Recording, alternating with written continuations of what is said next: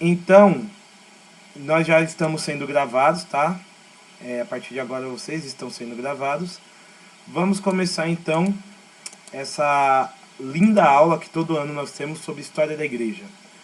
E para a gente começar a história da igreja, vamos começar aqui. História da igreja antiga, né? É a história da igreja do século de Jesus até o século V, tá bom?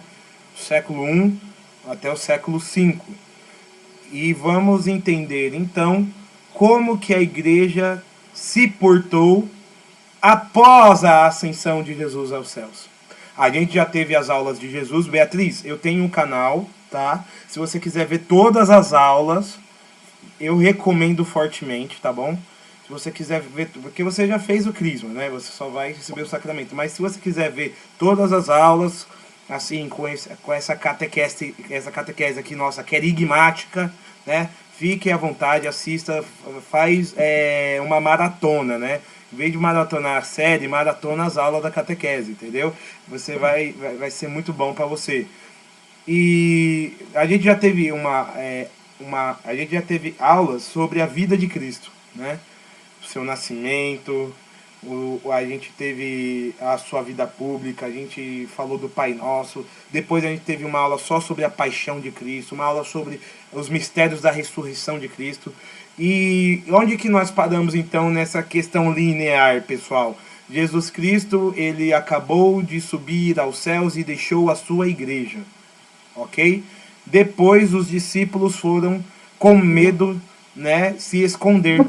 Aí a gente viu também a questão do Pentecostes, né? O Pentecostes que aconteceu, né? E que deu coragem para aqueles discípulos, né?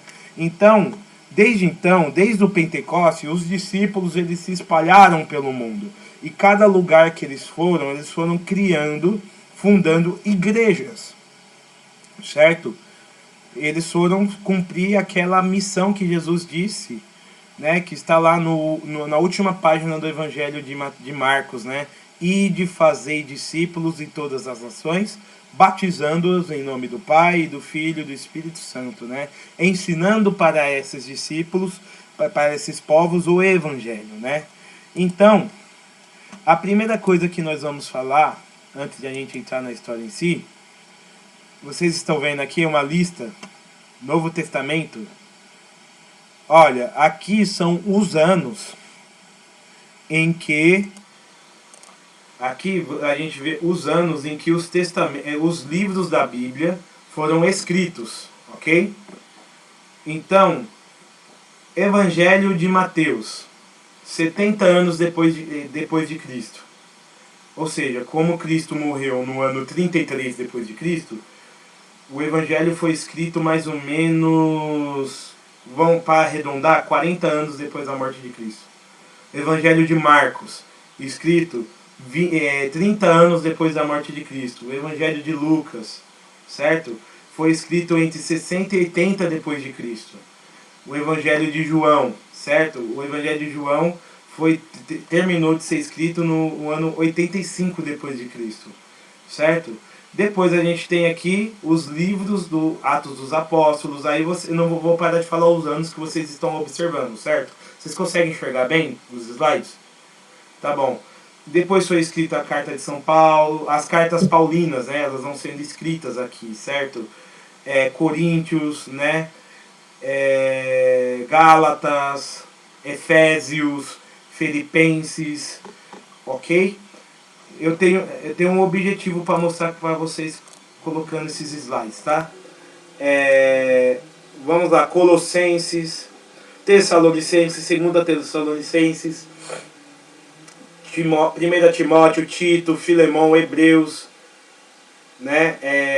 Carta de Tiago, Pedro, primeira carta de Pedro, as 3 cartas de João, a carta de Judas, Apocalipse, né? Então, nós percebemos a escrita do Novo Testamento, né? É a primeira peça da história da Igreja Antiga. Você vê os apóstolos escrevendo o Novo Testamento. Pode falar. Que pra mim tá muito miudinho, eu não tô conseguindo ler. Daí eu tô de óculos, hein? Tá. Não tem como aumentar aí para Não, não tem. depois. Porque é uma... Muito medinho. Mas, assim, o livro que foi escrito mais tarde foi o livro de Apocalipse, que foi terminado no ano 99 a 100 depois de Cristo, pelo apóstolo João, o último que morreu. E o livro mais cedo, vamos dizer, que foi a carta de Tessalonicenses, né? Que foi escrita por Paulo, mais ou menos 43 depois de Cristo. Agora, por que eu falo isso? A igreja, ela demorou para escrever, vamos lá, demorou assim, no mínimo 15 anos, depois da ascensão de Jesus aos céus, para escrever os livros do Novo Testamento. E por que isso? Por quê? Bom, vamos primeiro aqui colocar uma questão. Nós não, o pessoal diz que o cristianismo é como o judaísmo, ou como o protestantismo cristão, ou como o islamismo, a gente é a religião do livro, né? Como assim é a religião do livro? Que nós temos a Bíblia, né? Os judeus têm a Torá e os islâmicos têm o Alcorão. E que, como a gente tem a Bíblia, a gente é a religião do livro. Mas eu vou falar uma coisa para vocês, eu anotaria no meu caderninho. Nós católicos não somos a religião do livro, tá? Nós católicos não somos a religião do livro, né? Nós somos a religião de uma pessoa. E quem adivinha que pessoa é essa?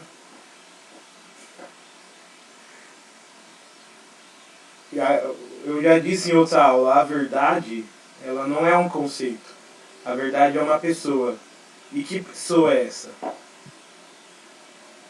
Pode falar, gente. Pode digitar. Jesus Cristo. Exatamente. Nós não somos a religião da Bíblia, nós somos a religião de nosso Senhor Jesus Cristo. Certo? Nosso Senhor Jesus Cristo. E antes de a igreja ter o Novo Testamento, quem é que propagava o evangelho que ainda não é descrito? Eram os apóstolos. Certo? E aquilo que é transmitido pelos apóstolos, que não necessariamente é escrito, mas que vai como costume de geração em geração, a gente chama de tradição. A gente teve uma aula sobre a escritura, a gente teve uma aula sobre a tradição, você lembra? Então, mas eu estou aqui aplicando isso à história da igreja, a tradição. Antes de a Bíblia estar inteira, né? Ou seja, até a Bíblia ela está inteira, né? Do jeito que a gente conhece, até a Bíblia estar inteira do jeito que a gente conhece, demorou mais ou menos 300 anos para a igreja sentar, escolher quais os livros do Antigo Testamento, quais são os livros do Novo Testamento, né? Ver qual que foi inspirado por Deus ou não. Então, até então, a igreja, ela não vivia de Bíblia apenas. Tinha, sim, a leitura do Antigo Testamento, tinha, sim, a leitura daquilo que já era crido como Evangelho, mas vamos dizer que a maioria das pessoas não sabiam nem ler, né? As pessoas não sabiam nem ler. E elas precisavam, então, ter essa questão da tradição, ou seja, elas recebiam a fé que era depositada pelos apóstolos. Então, o que é a tradição, né? Aqui no slide diz, a igreja é depositária da verdade de nosso Senhor Jesus Cristo, que é transmitida por 3 vias, né? Cristo, que é a verdade, conviveu com os apóstolos. Os apóstolos contemplaram com seus próprios olhos o que é a verdade, que não é um conceito, é uma pessoa. A verdade é nosso Senhor Jesus Cristo. E, ao olhar essa verdade que é nosso Senhor Jesus Cristo, eles aprenderam tudo de Cristo. E o que eles aprenderam de Cristo, eles passaram através disso, que é a tradição, que inicialmente era uma tradição oral. Então eles não se preocuparam em ficar escrevendo coisas, né? Mas conforme os romanos vão começar a perseguição aos cristãos, e não só os romanos, os judeus, muitos cristãos começam a morrer. Então se tem a necessidade de você escrever aquilo que os apóstolos pensavam. E tudo aquilo que foi escrito pelos apóstolos, tudo aquilo que foi escrito tudo aquilo que foi dito pelos apóstolos foi escrito. E algumas das coisas que eles escreveram se tornaram palavra de Deus e entraram no cânon da Bíblia. Outras coisas não é considerado inspirado palavra de Deus. Então se vê como literatura apócrifa, ou seja, à parte, né? Ou se torna livros que vão fazer parte daquilo que a gente vai chamar de patrística, né? Que não é a Bíblia, mas são os primeiros cristãos escrevendo sobre cristianismo, né? Então, essa segunda parte, então nós temos uma tradição oral, uma tradição escrita, que são os apócrifos e a patrística, e nós temos as sagradas escrituras, que são aquilo que foi escrito pelos primeiros cristãos, principalmente os apóstolos, tá?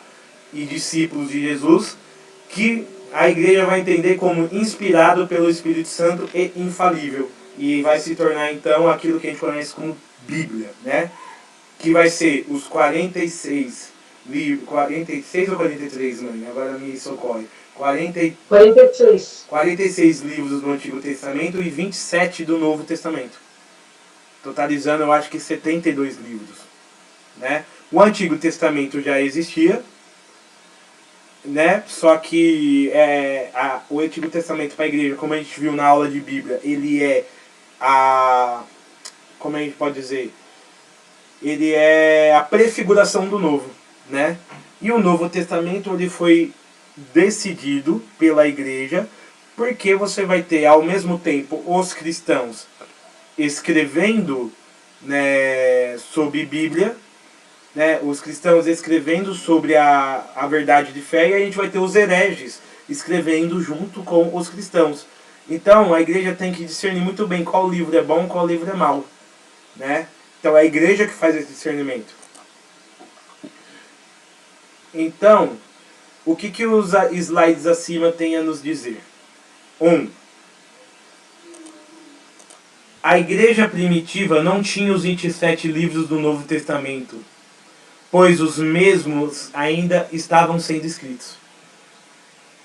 Por que isso é importante, né? Porque você tem os nossos irmãos protestantes que muitas vezes nos acusam de não ler a Bíblia. A gente é a igreja que mais lê a Bíblia no mundo, tá? Os católicos, mas eles falam que porque a gente é a igreja da Bíblia. Então quer dizer que a igreja primitiva não era igreja, porque eles não tinham a Bíblia completa. Como que vamos dizer que a igreja primitiva ela estava escrevendo o Novo Testamento? Então como você pode dizer que você ia chegar neles e falar para um cristão primitivo analfabeto que ele tem que ler a Bíblia? Ele vai escutar a palavra de Deus e tudo mais, mas ele vai crer naquilo que os apóstolos dizem, não naquilo que está escrito, né? Porque até então eles não sabem interpretar aquilo. Então quem interpreta é a igreja, né? A igreja é a oficial intérprete da Bíblia, certo? 2. Existia apenas o Antigo Testamento que fala de Jesus em forma profética, não de forma explícita. Então como que os cristãos liam o Antigo Testamento à luz de Cristo? De forma profética. Por exemplo, Isaías vai dizer: eis que uma virgem conceberá e darás à luz a um varão, né, que governará Israel com braço de ferro, etc, etc. Quando eles leem isso em Isaías, 400 anos antes de Cristo, eles estão lendo o quê? Que Isaías está falando que Cristo está vindo, né? E que ele vai salvar Israel. Então é assim que os cristãos primitivos lê a Torá, né? O Antigo Testamento. 3. Apenas um processo longo de reflexão que durou 300 anos, a igreja no Concílio de Cartago, em 397 d.C., isso é, século IV, define o cânon da Bíblia e os 27 livros do Novo Testamento. Então a igreja ficou debatendo 400 anos o que era palavra de Deus, o que deveria ser aceito e o que deveria ser rejeitado. Vocês estão entendendo isso aí? Porque os evangélicos, eles pensam que a Bíblia caiu do céu com o zíper e tudo, né? Caiu, Deus mandou a Bíblia assim do céu, assim com o zíper, capa de couro, né? Então, a Bíblia, ela é uma produção da Igreja Católica, tá bom? Os bispos da Igreja Católica interpretam a Bíblia e foram os bispos da Igreja Católica no século IV, no Concílio de Cartago, que definiram os 27 livros do Antigo Testamento. Então, fizeram o cânon da Bíblia, os seus 72 livros. E esse cânon da Bíblia, ele é o cânon que é usado até hoje por nós católicos. Ou seja, nós acreditamos na Bíblia e acreditamos que a Bíblia é a palavra de Deus porque a igreja disse. Então, nós temos a fé na Bíblia, sim, mas a gente tem fé na igreja. A gente tem fé na hierarquia, no Papa, nos bispos, na tradição. Antes veio a tradição, depois veio a Bíblia. Né? Primeiro a tradição, depois a Bíblia, e depois a igreja vai pegar a tradição e a Bíblia e vai fazer o seguinte, vai interpretar os dois, fazendo o que a gente conhece como magistério. O que são o magistério? São as interpretações que a igreja faz da tradição e da Bíblia. Como, por exemplo, o catecismo da Igreja Católica, que a gente tanto usa em todas as aulas. Aquilo ali é o magistério da igreja, que vai juntar a Bíblia e a tradição dos santos, da patrística, para fazer a interpretação da igreja em todos os assuntos, de fé e de moral. Né? Então a igreja quer se posicionar, sei lá, em relação ao aborto. Ela vai buscar na onde? Na Bíblia e nos padres da igreja a condenação do aborto. A igreja vai querer se posicionar, sei lá, desemprego, falta de emprego. E se você for lá no catecismo tem um artigo de desemprego. Ela vai olhar a Bíblia, ela vai olhar a patrística, os santos, e ela vai fazer a interpretação e vai dar a palavra oficial dela sobre isso. E é por isso que tudo aquilo que a gente aprende aqui não é o Felipe nem a Sônia que ensina. Quem ensina é a igreja e nós somos a voz da igreja. E se um dia a gente falar algo que não está no catecismo da Igreja Católica, nós estamos na carne. Ou seja, nós estamos fazendo errado. Então, os primeiros cristãos... Então, 4, né?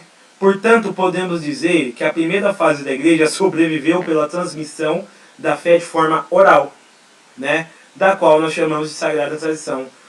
Os primeiros 400 anos da igreja, a fé, ela era transmitida pela autoridade da igreja. E a Bíblia confirmava a autoridade da igreja. Só que com Lutero, como a gente vai ver, né, na história da igreja, a gente já falou um pouco sobre ele em outras aulas, ele vai dizer que a Bíblia é a única autoridade de fé. Mas o senhor Lutero esqueceu que quem fez a Bíblia foi a Igreja Católica. Né? Então a igreja que reconheceu a autoridade de fé da Bíblia. Mas se não fosse a Bíblia poderia ter 400 livros, colocando todos os apócrifos e um monte de heresias, ou como queria alguns outros hereges, tirar todo o Antigo Testamento e deixar só as cartas de Paulo e o Evangelho de Lucas. Né? A Bíblia seria fininha. Né? Ou seja, a igreja ela teve que vencer os extremos para que a gente tenha a Bíblia que a gente hoje é a palavra de Deus. Mas por que a Bíblia é a palavra de Deus? Porque a igreja, como autoridade instituída e pelo poder das chaves, né? Pedro, tu és pedra, e sobre essa pedra edificarei a minha igreja, e te darei as chaves do reino dos céus, né? E etc. Mateus 16 até 19, né? Diz essa passagem. A igreja tem o poder de ligar e desligar. Né? Então a igreja proclamou as Sagradas Escrituras e ligou isso do céu. Né? E isso é a autoridade que a igreja tem. A autoridade que não é dela própria, mas que vem de Cristo. Certo? Cristo instituiu a sua igreja. Alguma dúvida até agora, gente?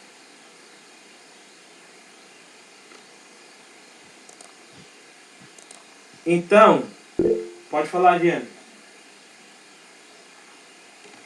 Liga o microfone aqui. Quer saber? Já liguei. Tá me ouvindo? Uhum.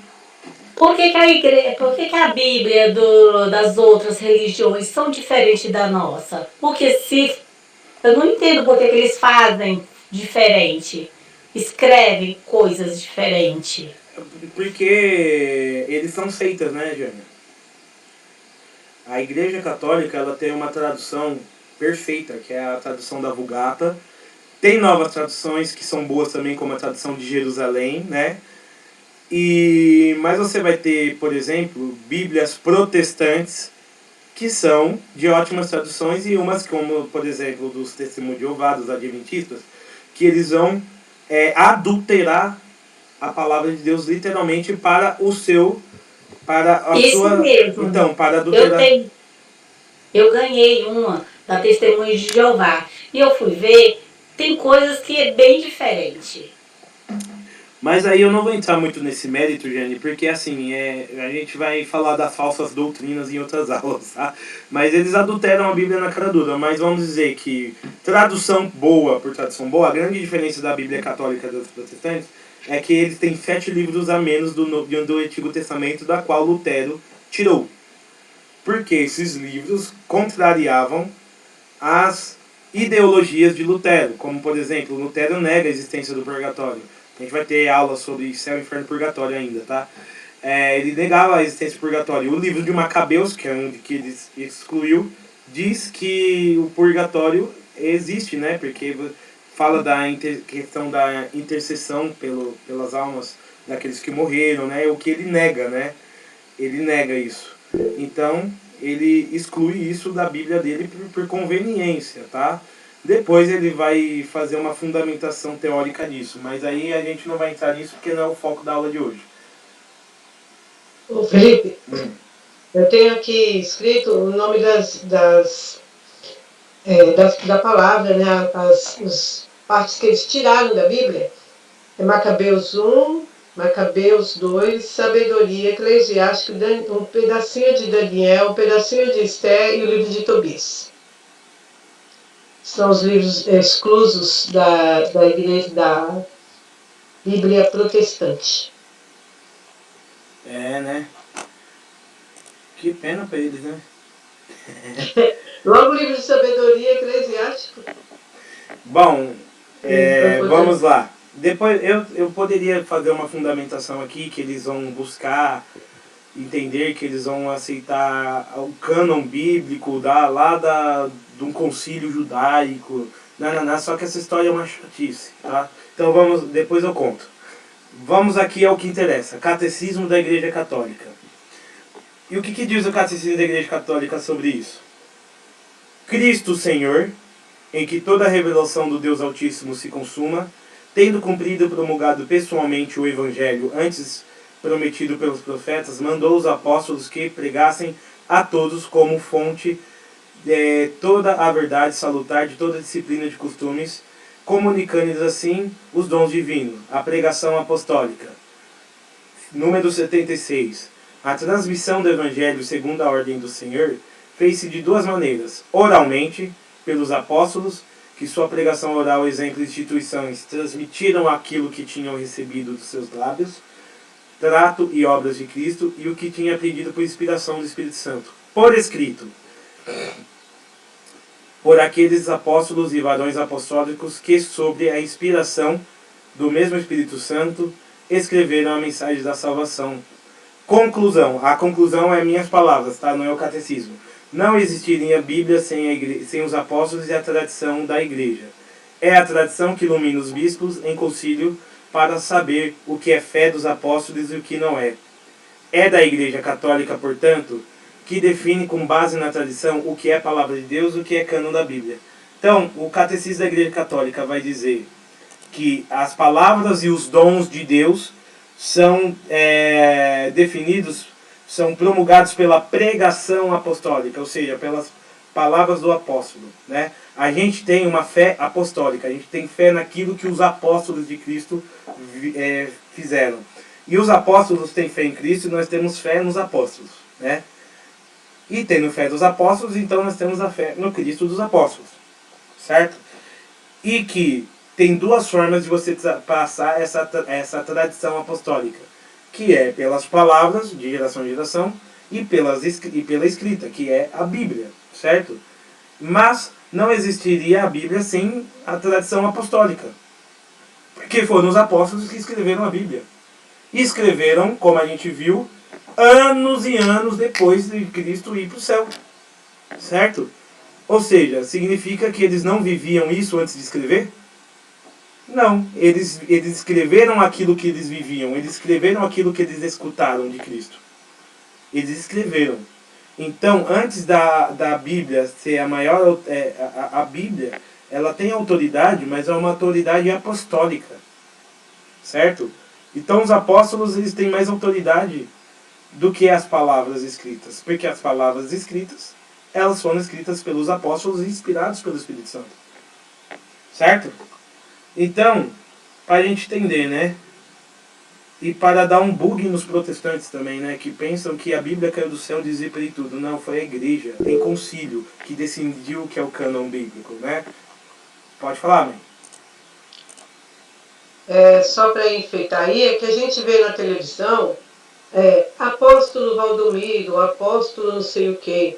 Então eles se denominam apóstolos e criam confusão na cabeça de muita gente. Só para a gente entender que esses apóstolos que se nomeiam apóstolos não são apóstolos coisa nenhuma, porque isso pertence à nossa Igreja Católica. Então eles vivem de falsidade, a gente tem que tomar muito cuidado com isso. Quando se denominam bispos, também apóstolos e também, né? Então eles se nomeiam coisas que não é para eles. E olha aqui, vamos aqui algo que é muito interessante. Os apóstolos, se for literalmente, não tem nenhum apóstolo hoje, tá? Espiritualmente, assim, a gente pode falar, você é um apóstolo de Cristo. Apóstolos são os 12, aqueles que Cristo escolheu. O último deles foi Matias e Paulo, né, que não viu Jesus, mas foi escolhido como apóstolo também. O que nós temos agora? A sucessão apostólica. Aqueles que sucedem os apóstolos, que são os bispos. Então, os bispos, eles são sucessores dos apóstolos. E o sucessor de São Pedro é o Papa, em Roma, certo? E a gente já teve uma aula sobre isso, a gente sabe porque o Papa, ele é sucessor de São Pedro, né? Ah, tô na dúvida, volta lá nas aulas, tá tudo no YouTube, volta lá, né? Então, a sucessão apostólica, né? Então, toda vez que o bispo dá uma bênção, a gente tem a bênção de um apóstolo, né? Olha que lindo, né? O bispo dá a bênção, a gente tem uma bênção apostólica, né? Então, mais apóstolo, assim, no sentido da palavra, são os 12 apóstolos. E o que nós temos são continuadores da tradição desses apóstolos. Então, olha só aqui o slide. História da Igreja Antiga. A gente viu que Cristo fundou sua igreja sobre Pedro. E antes da ascensão, ele disse para que aquela passagem, né? Ide para todos os lugares do mundo, batizai as pessoas.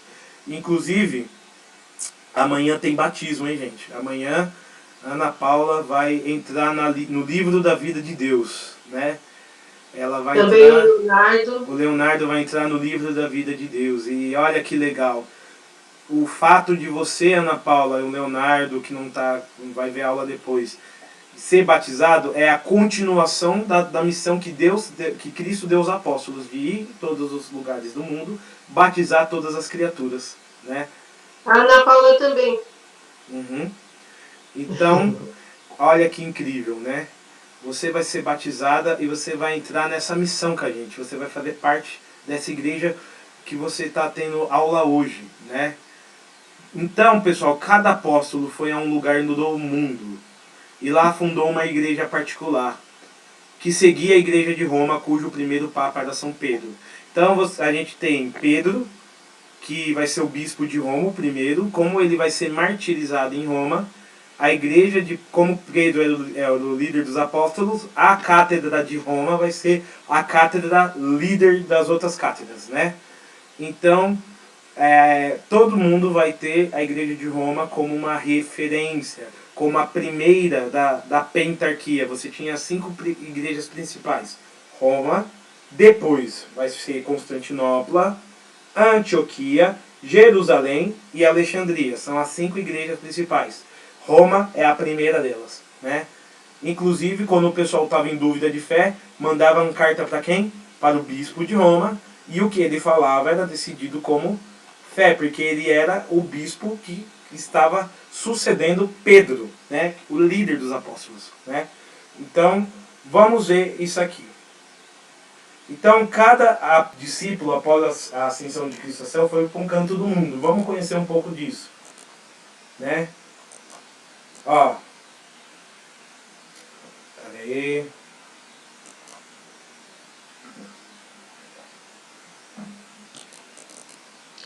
Ó.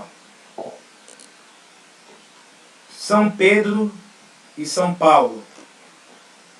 Eles tiveram a sua missão em Roma. Paulo, antes de chegar a Roma, é claro, andou metade do mundo conhecido, né? Ele foi para a Grécia, ele foi para Antioquia, aí depois ele foi para a Arábia. São Paulo, ele foi para a Síria. Pedro, ele foi para Roma. Ambos morreram na mesma perseguição, na perseguição de Nero, ok? E morrendo nessa perseguição, como eles morreram em Roma, e Roma é a igreja que vai ser a primeira de todas as igrejas, eles são conhecidos como as 2 colunas do cristianismo, do catolicismo, né? Pedro e Paulo, as 2 colunas da igreja, né? As 2 colunas da igreja. Pedro, por ser aquele que é o líder da igreja, e Paulo, por ser aquele que espalhou o cristianismo por todo o Império Romano e até fora do Império Romano, né? Então, Paulo, esse grande apóstolo, e Pedro, esse líder da igreja. A gente vai ver o que vai acontecer com eles, hein? São Tiago Maior, ele foi para a Espanha, tá, gente? Ele levou o evangelho aonde hoje a gente conhece como Espanha, né? Ó, cada um foi para um canto, né? São João foi o último que morreu, o único que não foi martirizado. Ele foi o bispo de Éfeso, né? Ele fundou a igreja ele foi o bispo da igreja de Éfeso, da qual Paulo também participou da evangelização. E é lá na atual Turquia, né? Santo André, ele evangelizou a Rússia, a Ucrânia e a Grécia. Esse aqui também deu uma caminhada, né? Vocês percebem aqui que cada santo tem um sinal de como ele morreu, né? Deixa eu voltar aqui no São Tiago Maior. Ele tem uma lança, né? Parece que ele foi morto com uma lança. Santo André, ele foi crucificado em X, certo? Vocês estão vendo aqui Santo André? Sim. Então vamos lá. São Felipe, meu padroeiro, né? Também foi um evangelizador da Grécia. Vocês estão vendo que ele está com uma cruz? Já dá para saber como ele morreu, né? Morreu como nosso Senhor crucificado.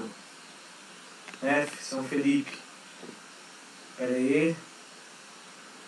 Que meu mouse deu uma bugada. São Bartolomeu. Ele foi na onde é a região da Armênia. Ok? São Mateus. Esse aí foi longe. Ele foi até a Etiópia, lá na África. Esse aí foi morto a espadadas, né? São Tomé, esse aqui é impressionante, ele foi o evangelizador da Índia. E um detalhe interessante, que quando os jesuítas chegaram nas Índias, né, os franciscanos e os jesuítas chegaram nas Índias, eles pensaram que lá não tinha cristianismo, né? Que o cristianismo que estava lá tinha morrido. Mas não, eles encontraram uma igreja católica com 7 sacramentos, seguindo toda a tradição. Aí o pessoal perguntou, mas como vocês sabem de tudo isso, né? Os europeus é besta, né? Pensou que só eles tinham fé, né? Aí eles falaram, a gente é a igreja de São Tomé, a gente está aqui desde a época de São Tomé, né? Então, é que São Tomé ele foi longe, né? Até a Índia, então meio que essa igreja perdeu um pouco da conexão com as outras, né? Mas ela estava viva, né? A Igreja Católica da Cátedra de São Tomé, né? E olha só, São Tiago Menor, bispo de Jerusalém. Oi? Como morreu São Tomé? A gente vai ver daqui a pouco como morreu todo mundo, né? São Tiago Menor, bispo de Jerusalém. Esse aqui foi o primeiro que morreu, né? Morreu... não, foi o São Tiago Maior, da Espanha, que morreu a espadadas em Jerusalém. Ele foi para a Espanha, evangelizou, voltou para Jerusalém e morreu a espadadas. Esse aqui foi o bispo de Jerusalém, aquele que foi responsável por ter a igreja na Terra Santa, né? São Tiago Menor. E São Judas Tadeu e São Simão, São Judas Tadeu não é o santo, não é o traidor, é o bom, tá? Que é 2 Judas. São Judas Tadeu e São Simão, eles foram os evangelizadores da atual Pérsia, que é lá o Irã, né? E como que eles morreram, gente? Aqui tem um fluxograma, entra, dizendo como que cada um morreu. Talvez vai ficar muito pequeno para vocês, mas eu leio. Então, aqui a gente tem a cruz no meio, que é Jesus Cristo, e a gente tem os 12 apóstolos, certo? Esses 12 apóstolos, eles vão ter a igreja de veneração deles do jeito que eles morreram, mas eu vou dizer como que eles morreram. São Tiago de Zebedeu foi decapitado por espada, né? E sua igreja é em Santiago de Compostela. São Tiago Alfeu foi bispo de Jerusalém, morreu apedrejado. Seus restos mortais estão na Basílica dos Santos Apóstolos em Roma. São Judas Tadeu, ele foi morto com um machado, certo? Basílica de São Pedro em Roma. São Felipe, crucificado por soldados, né? Também a sua igreja de devoção é a Basílica dos Santos Apóstolos em Roma. Ou seja, as suas relíquias, ou seja, uma parte do seu corpo, uma túnica deles, estão nessas igrejas que eu estou falando, tá bom? Onde as pessoas vão fazer peregrinação. São Tomé foi morto com uma lança. Catedral de São Tomé. São Paulo, decapitado. E está suas relíquias na igreja de São Paulo, em Roma. São Pedro, crucificado de cabeça para baixo, porque São Pedro disse que não era digno de morrer como seu mestre, né? Basílica de São Pedro, em Roma. São João, o único que morreu de morte natural. Suas relíquias estão na Basílica de São João, lá na Turquia. São Mateus, decapitado por uma espada. Morreu na Etiópia, mas suas relíquias estão em Salerno, né? São Simeão, crucificado, né? E suas relíquias estão no altar da crucificação no Vaticano. São Bartolomeu, ele foi esfolado. Sabe o que é esfolado, gente? Quando arranca a pele da pessoa ainda viva. E depois ele foi decapitado. Suas relíquias estão na igreja de São Bartolomeu em Roma. Santo André, crucificado em forma de X. E a catedral de Amalfi em Salerno estão suas relíquias. E por fim São Matias, né?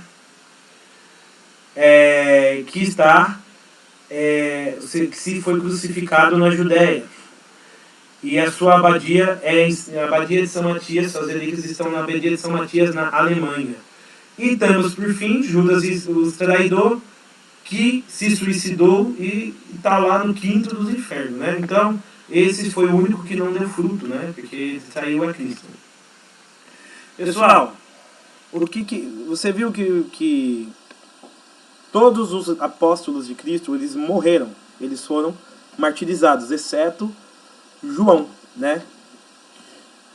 Olha que interessante, por que João foi o único que não foi martirizado? João, ele teve um privilégio da graça de Deus. Não significa que ele não sofreu, porque João, ele foi frito vivo em uma caldeira de óleo. E depois foi jogado no esgoto para morrer. E ele foi curado, né? E ele não morreu. Mas por que João não morreu? Porque João, ele era o discípulo que Jesus amava. Ele se reclinava no peito de Jesus e após a morte de Cristo e a ressurreição, ele que levou a Virgem Maria consigo, né? Ele guardou a Virgem Maria consigo. E por ele cuidar da Virgem Maria, por ele ser o mais íntimo em termos de mística, né? O apóstolo mais íntimo, é o que deitava, o que estava do lado do coração de Jesus, ele foi o mais longevo, certo? Mas todos os outros, eles foram perseguidos, né? Todos os outros, eles foram martirizados. Por quê, gente? Por que esse ódio a Cristo? O que esse evangelho de Cristo tem de tão violento que causa a ira das pessoas? Alguém sabe me dizer?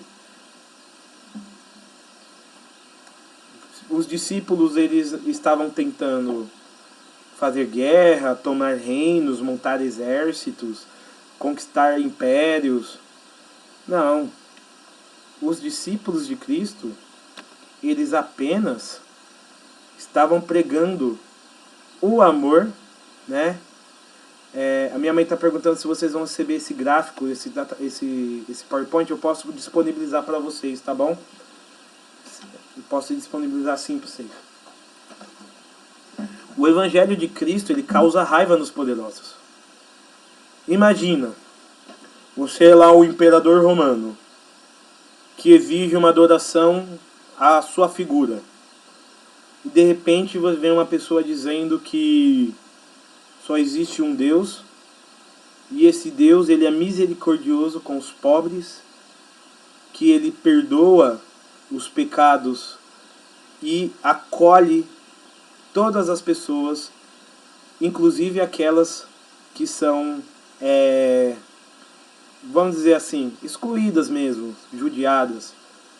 E que é mais fácil um camelo entrar na ponta de uma agulha do que um rico entrar no reino de Deus. Imagina um imperador romano ouvindo isso, um rei, ricos e poderosos, né? Lendo Magnífica, né? Destronou dos tronos os poderosos e exaltou os humildes. Isso é uma ofensa, né? Porque os deuses pagãos, eles glorificam, né, os poderosos, né? Eles são deuses que, segundo a tradição dos pagãos, se movem através de sacrifícios, né? E qual é a diferença dos deuses pagãos para o Deus cristão? Os deuses pagãos, você move a vontade deles, né? Você sacrifique a um animal, alguma coisa. Independente da cultura, sacrifica até pessoas, tá? Como no caso dos maias, dos astecas, ou mesmo dos deuses ali, dos amorreus, dos zebedeus ali da Judéia, que sacrificava as crianças, descritos no Antigo Testamento, né? Que jogava as crianças no fogo, né? Para serem queimadas vivas. Para quê? Para atrair os favores dos deuses que se alimentavam do sangue. E a gente sabe muito bem que esses deuses, como diz o Salmo, e como diz Santo Agostinho, que comenta esse Salmo, todos os deuses dos pagãos são demônios, né? Todos os deuses dos pagãos são demônios, certo? Mas esses deuses é o seguinte, eles se movem, eles fazem a vontade do homem em troca de um sacrifício. Agora o Deus cristão, em troca, a gente ora ao Deus cristão não para ele fazer a nossa vontade, mas para nós fazermos a vontade dele. Olha só.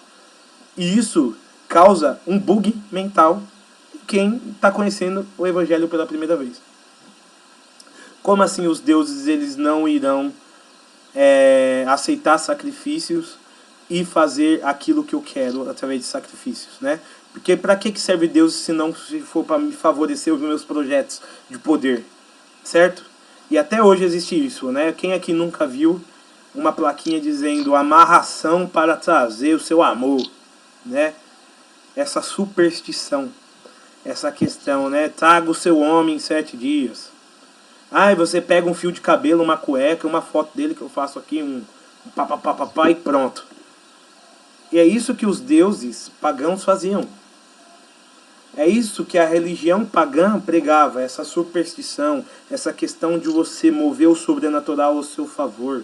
Inclusive oferecendo sacrifícios para que os deuses matassem os seus inimigos. Aí de repente vem um Deus que diz: você amarás o seu inimigo. Se alguém bater na sua face, oferece a outra. Né? Perdoai as nossas ofensas, assim como nós perdoamos aqueles que nos ofenderam. O Evangelho de Cristo vai causar a ira, né? Vai causar contradição, vai causar divisão, certo? Como nosso Senhor Jesus Cristo mesmo disse, né? Eu não vim trazer a paz, eu vim trazer a espada, né? Porque também Jesus não é um pacifista, tá, gente? Jesus não é um hippie, tá? Eu sou Jesus, paz e amor. Não.